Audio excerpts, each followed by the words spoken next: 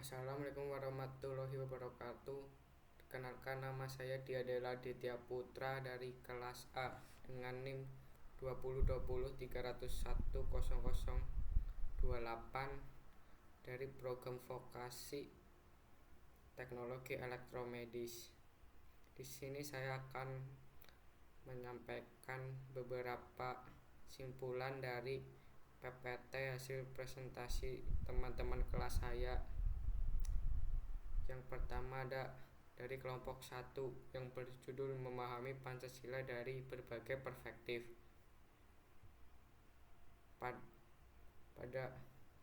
Pada materi ini, Pancasila adalah sebagai dasar falsafah negara Indonesia, sehingga dapat diartikan kesimpulan bahwa Pancasila merupakan dasar falsafah dan ideologi negara yang diharapkan menjadi pandangan hidup bangsa Indonesia sebagai dasar pemersatu, lambang persatuan dan kesatuan, serta bagian pertahanan bangsa dan negara.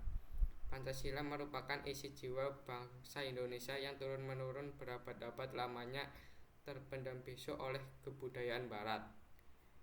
Ada Pancasila, falsafah kenegaraan yang berfokus pada dimensi sosial manusia, yaitu menjalankan kehidupan politis untuk mewujudkan kebaikan bersama. Sementara itu, Weltanschauung religius dalam berbagai ajaran, tradisi, dan komunitas agama berfokus pada dimensi spiritual manusia, yaitu jalan untuk mencapai keselamatan atau pembebasan. Dalam kerangka falsafah kenegaraan Pancasila, relasi agama dan negara tidak akan pernah tampil dalam dua wujud ekstrim, negara agama atau negara anti agama. Dan pada kelompok 2 yang membahas memaknai sejarah perumusan Pancasila sebagai dasar negara bagi generasi bangsa di era digital. Pada materi ini, semakin canggihnya teknologi digital masa kini membuat perubahan besar terhadap dunia. Lahirnya berbagai macam teknologi digital yang semakin maju telah banyak bermunculan. Berbagai kalangan telah dimudahkan dalam mengakses sesuatu. Masa depan bangsa dan negara ada di genggaman generasi milenial. Generasi old harus lebih memberi kesempatan dan kepercayaan kepada generasi milenial agar mereka lebih inovatif dan kreatif ke arah kebaikan untuk kemajuan bangsa dan negara. Generasi milenial hidup di era globalisasi yang ditandai dengan kemajuan ilmu pengetahuan dan teknologi yang secara langsung atau tidak langsung sangat berpengaruh terhadap dirinya. Sedangkan generasi milenial tidak secara langsung mengalami pahit getirnya perjuangan merebut dan mempertahankan kemerdekaan. Maka tentunya ada gap pemahaman tentang beda negara. Maka perlu dijembatani gap tersebut agar semangat beda negara generasi milenial tetap dalam koridor negara kesatuan Republik Indonesia yang berdasarkan Pancasila. Itu merupakan materi dari kelompok 2. Dan pada kelompok 3 yang berjudul pendidikan kewarganegaraan,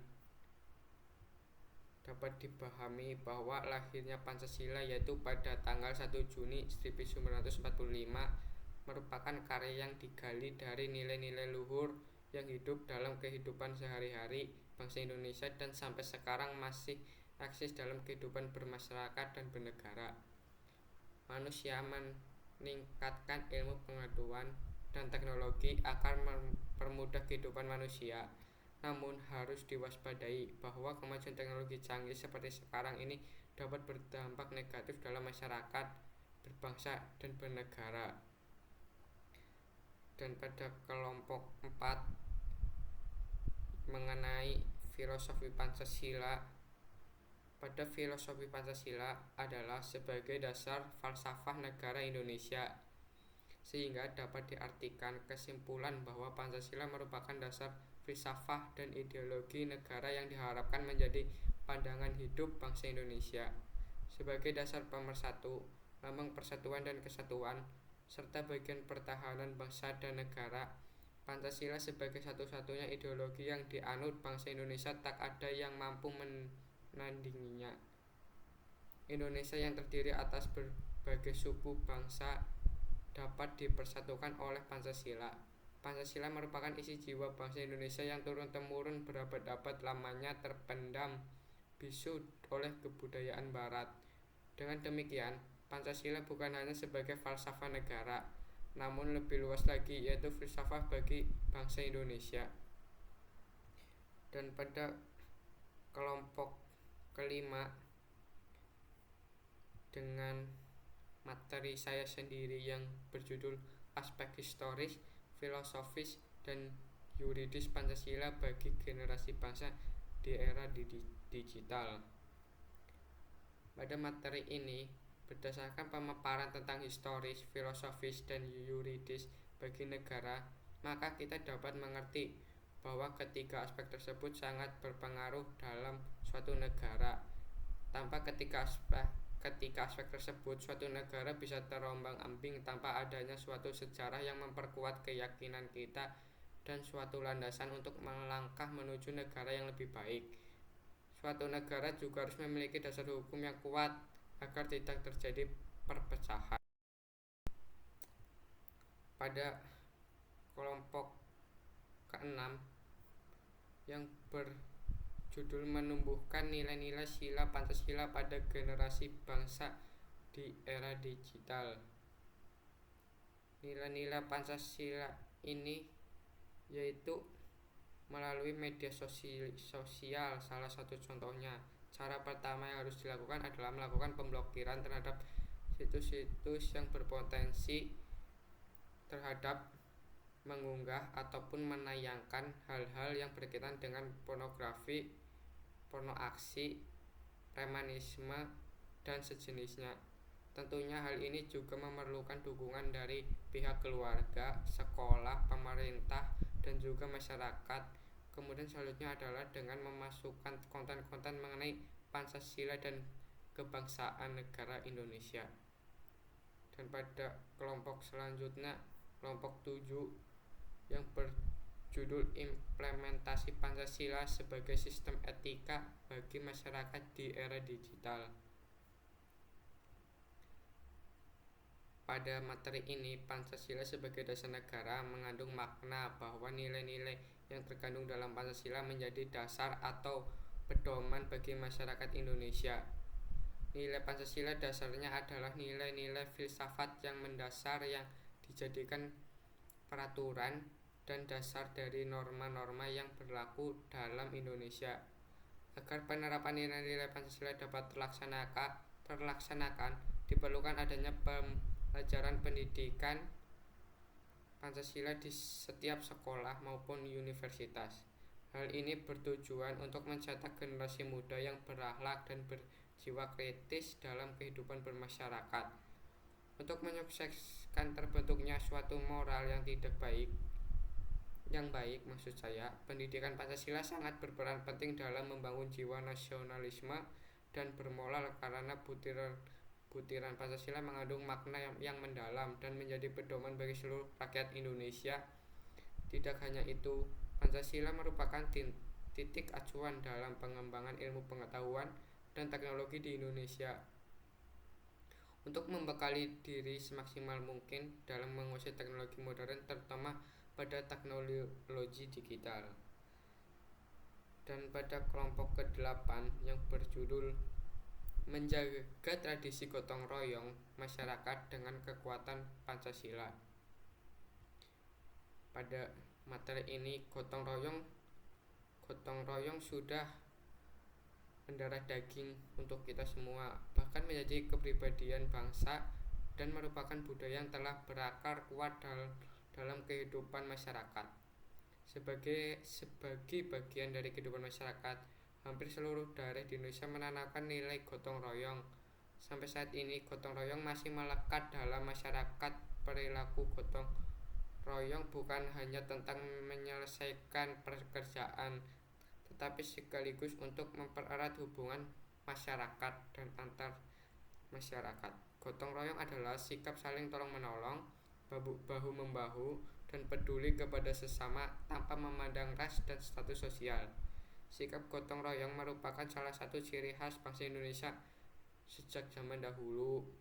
Pancasila dan nilai gotong royong yang diusulkan Soekarno seharusnya menjadi jiwa nilai dasar dari masyarakat Indonesia. Karena Pancasila dan nilai-nilai yang terkandung di dalamnya akan menentukan orientasi dan pegangan hidup bagi bangsa.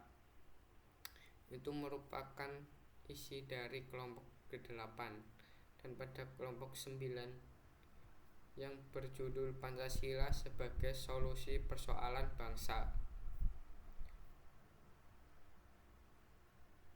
Pada materi ini dapat disimpulkan bahwa Pancasila merupakan dasar negara yang dimana memiliki fungsi dan kedudukan. Namun seiring dengan pertumbuhan bangsa ini muncul berbagai masalah di dalamnya. Masalah-masalah di atas tidak mencangkup seluruh problem dalam negara Indonesia, sebab masih banyak lagi masalah selain kemiskinan, korupsi, penegakan hukum yang lemah, kualitas pendidikan yang lemah, pengelolaan sumber daya alam yang buruk, kasus SARA yang merajalela, kesenjangan sosial, pengangguran. Itu merupakan masalah penyimpangan dari nilai-nilai Pancasila. Oleh karena itu, kita harus mengamalkan nilai Pancasila sebaik mungkin dalam kehidupan sehari-hari. Dan pada kelompok terakhir, kelompok 10 yang berjudul Pancasila sebagai dasar negara,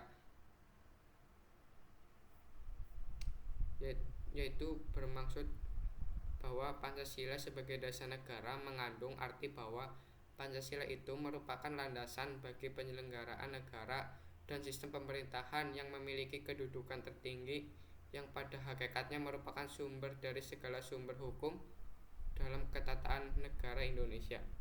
Jadi, segala peraturan yang ada harus berlandaskan Pancasila.